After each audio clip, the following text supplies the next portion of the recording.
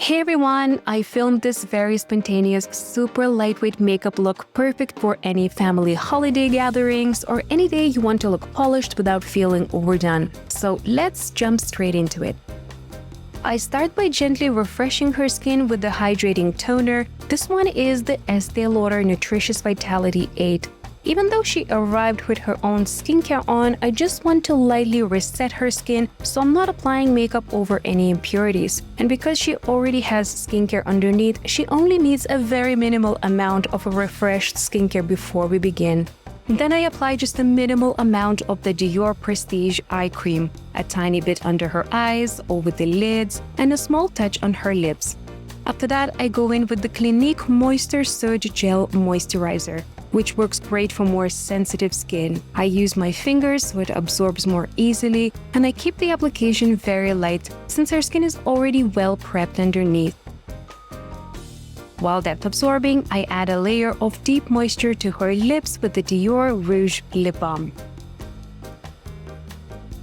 Once the skincare has a minute to absorb, I go in with the Dior Backstage Primer. I'm applying it with a flat synthetic brush, focusing only on the areas where I want to smooth out the skin's texture. Because she has some blemishes and little bumps, this helps to even out the surface to help foundation to glide instead of clinging to uneven spots. I let the primer to settle for a moment before moving on to foundation. I'm using the Dior Natural Nude in shade 2N. And by the way, the brand has recently relaunched it, but the texture and finish remain very similar. Both versions are great. They're great for sensitive skin, lightweight, skincare infused, and with a natural satin finish. Gives light coverage that blurs the skin while still letting your own skin show through. I use the same flat brush to apply the foundation, and I always prefer a brush over fingers, especially when you have a primer underneath. Fingers tend to move layers around and lift the product. Things can get a little messy, while a brush keeps each layer in place, almost like sandwiching them. I usually start applying foundation from the jawline and work my way upward. I spread the product first and then I gently tap it in. Tapping helps to connect with the layers underneath and blend more seamlessly into the skin. In the areas where I need a bit more coverage, I use more of that tapping motion. And I never forget the ears or the neck. Also, if the foundation looks a little light at first, don't panic, it's completely normal. Many foundations need a minute or two to warm up on your skin before the shade settles. As it melts in and connects with your natural oils and the layers underneath, the color adjusts and becomes much more closer to your true tone. The same goes for the finish. Sometimes it can look a little like it's sitting on top at the beginning, but after a short while, everything softens, blends, and becomes more radiant and natural. Makeup often looks its best once it had some time to marinate on the skin, so don't rush the process. For an even more natural finish, I take a damp beauty blender and I gently bounce it around the face. It picks up any extra product that helps the foundation to merge with the skin and softens the coverage and gives a lighter, smoother, and more seamless result. We do see some blemishes or other imperfections on the face, and I could easily add more concealer or build another foundation layer, but that would start feeling heavier as the day goes on, and we would lose that lightweight, unmasked feeling we are going for. So instead of focusing on covering imperfections, I'm shifting the attention to her other features, like her eyes, her lips, and the soft sculpting. And by the end of the makeup, your eye naturally focuses on those enhanced features rather than imperfections. Now I'm using the Vestment Atelier Contour Stick in Truffle just to softly bring back some warmth and dimension. I'm not trying to reshape anything here, just enhancing what she already has, and because the shade is a bit warmer, it gives her that natural sun-kissed look. To blend, I'm using a dense Hourglass foundation brush. I press the product into the skin and softly guide where I want it to go. On the forehead, I blend it towards the hairline. On the cheeks, I blend slightly towards the temples and upward. Along the jawline, I keep blending tighter, working it back and forth, and I take whatever is left on the brush and I blend it down the neck to soften the transition. And on the chin, I tap and blend side to side so it hugs the shape naturally. And then for the nose, I switched to a smaller precision brush. This one is Patrick Ta Precision Sculpting Brush. It's dense, it's very precise, which lets me blend the nose contour carefully without spreading product too far. Now I'm grabbing a tiny bit more of the contour product, and with the same brush I softly sculpt around her lips. I keep it mainly in the center of the bottom and the top lip to give that extra volume and a subtle pout. This helps me to create more blurred, youthful lip effect later on, and it just softens the lip line in a really natural way. Now I'm adding a touch of Pro VG liquid highlighter for a fresh lit from within glow. And I work a tiny amount into the brush bristles first, and then I tap onto the high points of the face. For the eyes, I'm using the Armani liquid eyeshadow in Sandalwood, and I pop that onto the lid and a little above the crease. Then I take denser brush that's a little bit flat, and I tap side to side to blur the edges before it sets. You can use any concealer brush or honestly any eyeshadow brush that's a little bit more dense, and this is the formula that is super easy to blend.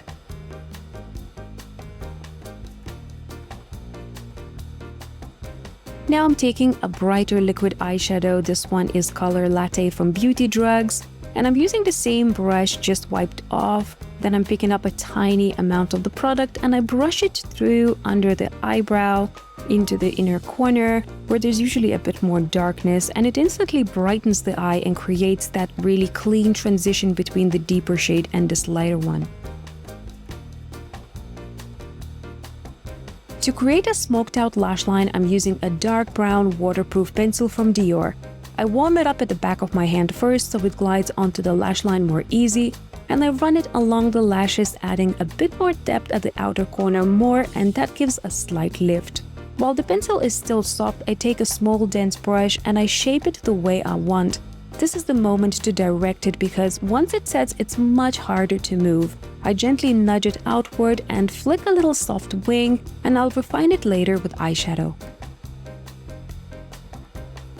To set the liner and smoke it out further, I'm taking the Patrick Ta Major Dimension 3 palette.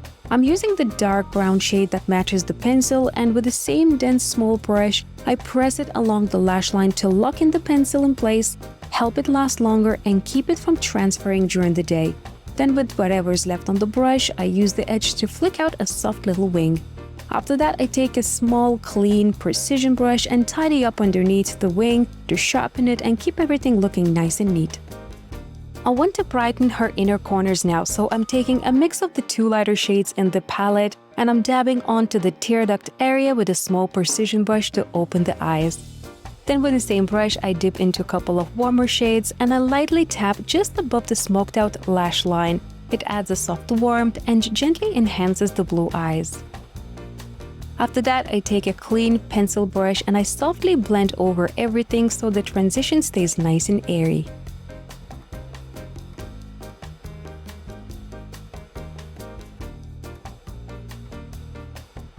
You can leave the eyes like this, or you can add little 3D effects and a gentle light reflecting touch on the lids. I'm using this pinky purple shade from Natasha Denona Bloom palette.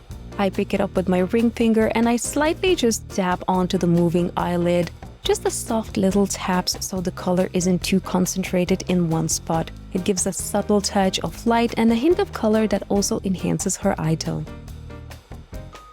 Now I want to brighten her under eyes, and since she doesn't have much darkness, I'm using a lightweight concealer. I'm taking the Makeup Forever HD Skin in color Linen and applying a small amount under her eyes and in the inner corner, then blending downward and outward with a gentle dab in motions for a soft natural finish. And because she doesn't have many fine lines, I can take it a bit closer to the lash line without enhancing any texture. Then I'm taking a tiny amount of warm brown shadow from Patrick Ta palette, and with a small eyeshadow brush I gently sweep it along the lower lash line. This adds a bit more definition and makes the whole eye look more cohesive and dimensional. Now I'm setting her makeup with a little bit of Makeup Forever HD powder in medium neutral, just to keep everything in place while still keeping that healthy satin finish. I use a soft powder brush and I press it lightly into the skin so it stays fresh and not overly matte. For the under eyes, I'm switching to a smaller brush so I can be more precise. Before setting anything, I use my finger to smooth the concealer and make sure nothing has settled into lines. Then I gently dab a little powder underneath just to keep everything in place. To finish the eyes, I'm adding a touch of mascara and I'm using a Dior Pump and Volume, applying with the applicator and just gently wiggling it through the top lashes. You can curl your lashes beforehand if you like, or just go straight in with your favorite mascara, whichever you prefer. I'm keeping the application light because I don't want the makeup to feel heavy or to weigh the eyes down. I add a small amount on the bottom lashes as well, but this part is completely optional. If you prefer a softer look or you don't want your eyes to appear rounder, you can absolutely skip the lower lashes. To tidy up her brows, I'm using the Dior Brow Styler in dark brown, and I'm adding just a few soft strokes wherever she's missing a bit of hair, mainly along the bottom and a touch on the top just to even out the shape. I'm not trying to change her brows or make them look heavy, just keeping them neat and enhancing what she already has. Then I use a spoolie on the other end to brush everything through so everything is blended out and looks natural. I keep the front of the brow lighter so it doesn't go too dark and give that harsh, angry brow look.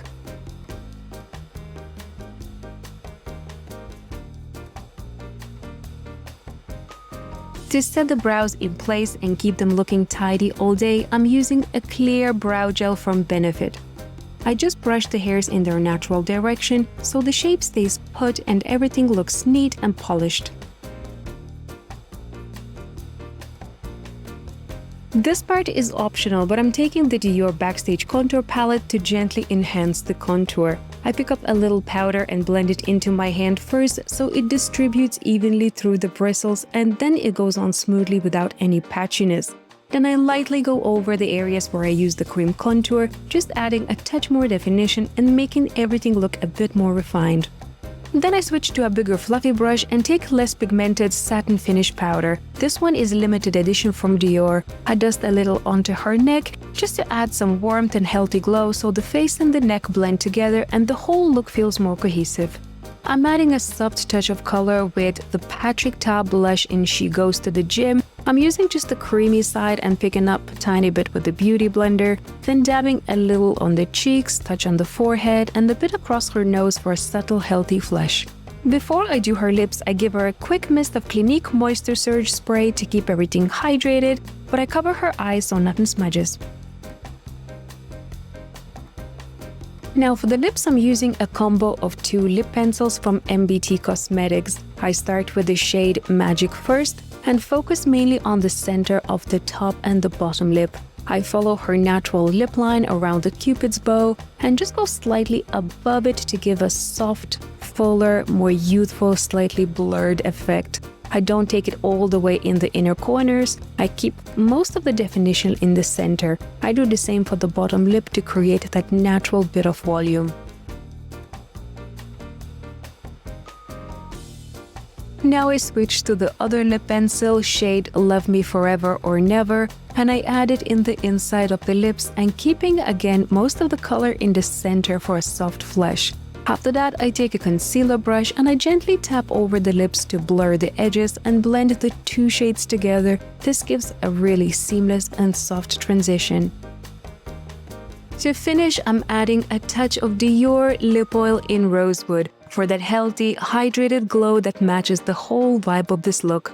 Fresh, lightweight, polished, and focused on enhancing, not masking.